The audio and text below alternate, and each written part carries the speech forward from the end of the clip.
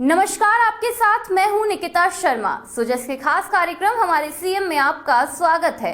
यहां आपको मिलेंगी मुख्यमंत्री श्री भजनलाल शर्मा के दिन भर के दौरों, कार्यक्रमों और जन कल्याण से जुड़ी महत्वपूर्ण खबरों की जानकारी। इन खबरों में होती है प्रदेश के हर क्षेत्र से जुड़े विकास और बदलाव की कहानी। आइए आपको दिखाते हैं वो तमाम खबरें जिनमें तेजी से बढ़ते राजस्थान के विकास की तस्वीर साफ दिखाई दे रही है। तो चलिए बढ़ते हैं उन खबरों की ओर।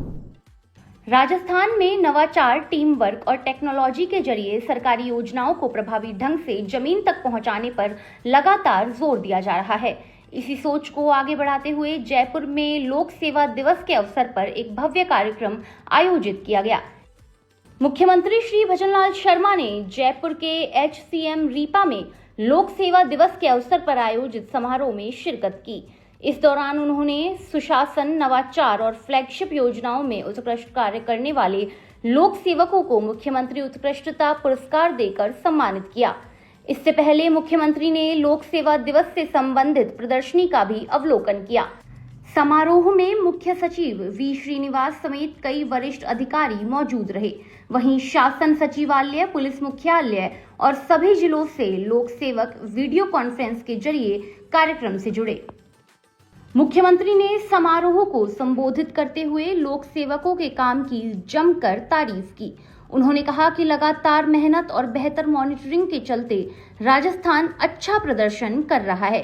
प्रदेश 11 योजनाओं में देश में पहले स्थान पर है, 5 योजनाओं में दूसरे और 9 योजनाओं में तीसरे स्थान पर बना हुआ है।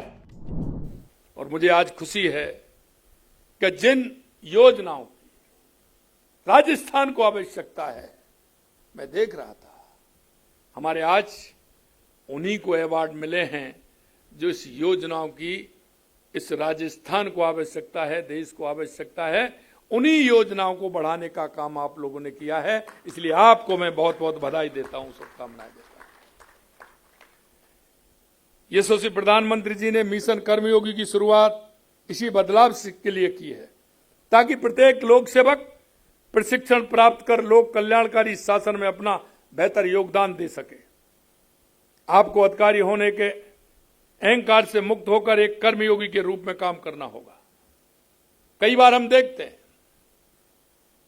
क्योंकि हम उस दिन को भूल जाते हैं जिस दिन हम मेहनत कर रहे थे उस प्रतिष्ठा और पद को पाने के लिए।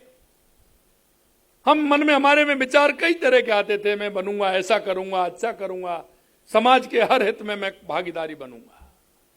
लेकिन बाद में उसकी स्थिति बदल जाती है।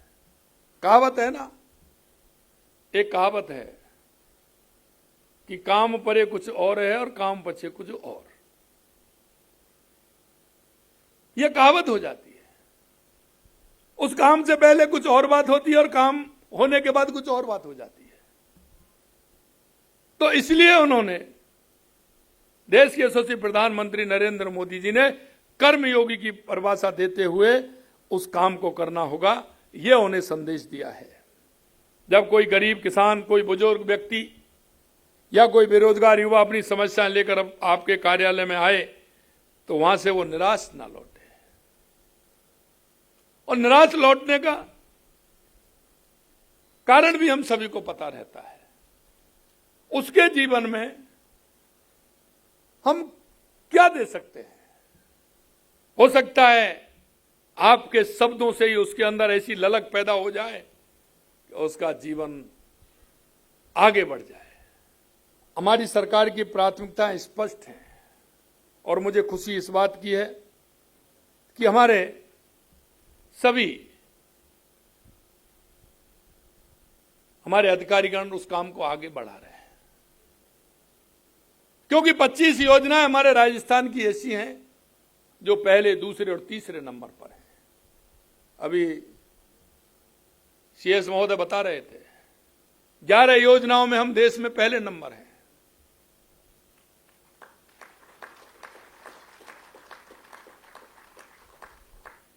पांच योजनाओं में हम दूसरे नंबर हैं और 9 योजनाओं में हम तीसरे नंबर हैं। यानी कि 25 योजनाओं में पहले, दूसरे, तीसरे नंबर हैं। उसमें आपका ये समर्पण आपका सरकार के प्रति आपकी जो कर्मनिष्ठा है वो पूरी तरह से दिख रही है। समारोह में मुख्यमंत्री ने सुशासन श्रेणी में सुश्री आरती डोगरा, श्री सिद्धार्थ महाजन, फ्लैगशिप योजना श्रेणी में डॉक्टर खुशहाल यादव, श्री रोहिताश्व सिंह तोमर, श्री राजीव तोमर, नवाचार श्रेणी में श्री कृष्ण कुणाल, श्रीमती गायत्री ए राठौड़, श्री नकाते शिव प्रसाद मदन एवं श्री पी बाला मुरुगन को मुख्यमंत्री उत्कृष्टता पुरस्कार प्रदान कर सम्मानित किया। इस दौरान इन लोक सेवकों के श्रेष्ठ कार्यों पर आधारित लघु फिल्म का प्रदर्शन भी किया गया। मुख्यमंत्री ने बताया कि सरकार विरासत और विकास को साथ लेकर आगे बढ़ रही है। राज्य में एक्सप्रेस हाईवे, डिजिटल इंफ्रास्ट्रक्चर और सोलर पार्क जैसे क्षेत्रों में तेजी से काम हो रहा है।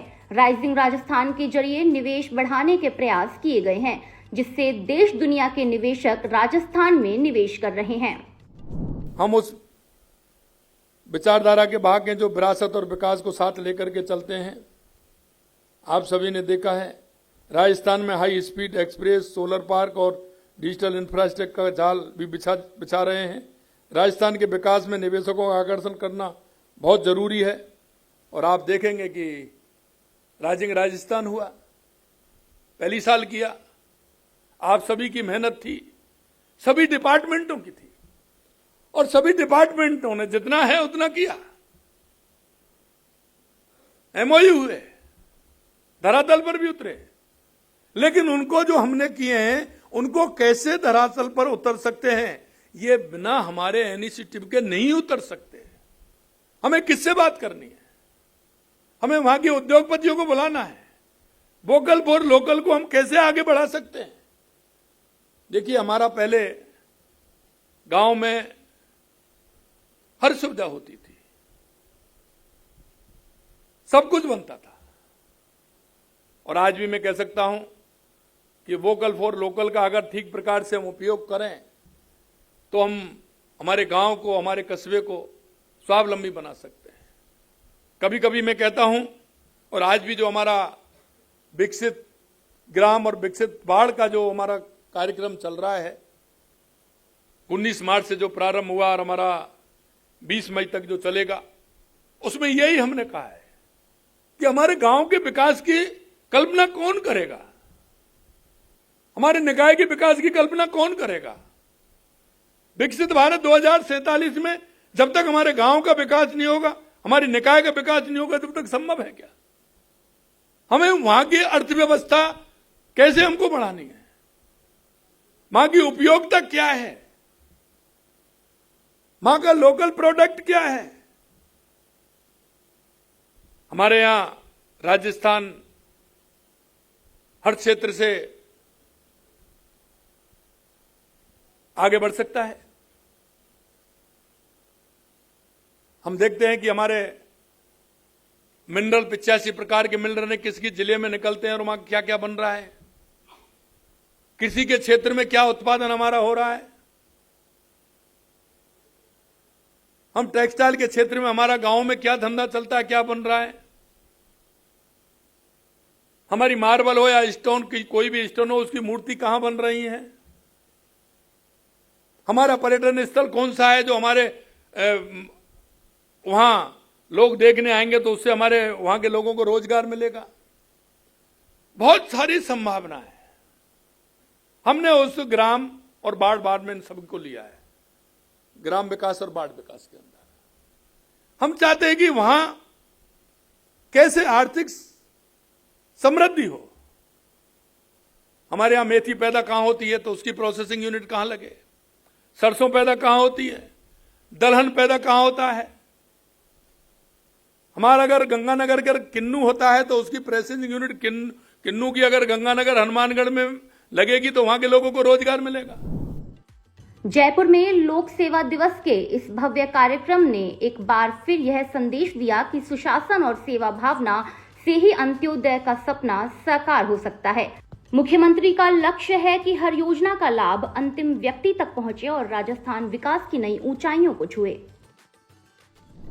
सुजस के खास कार्यक्रम हमारे सीएम में आज के लिए इतना ही। फिर मिलेंगे मुख्यमंत्री श्री भजनलाल शर्मा के नेतृत्व में विकास की किसी नई कहानी के साथ। तब तक के लिए देखते रहिए सुजस समाचार। हमारे चैनल को लाइक, सब्सक्राइब और शेयर करना ना भूलें। धन्यवाद।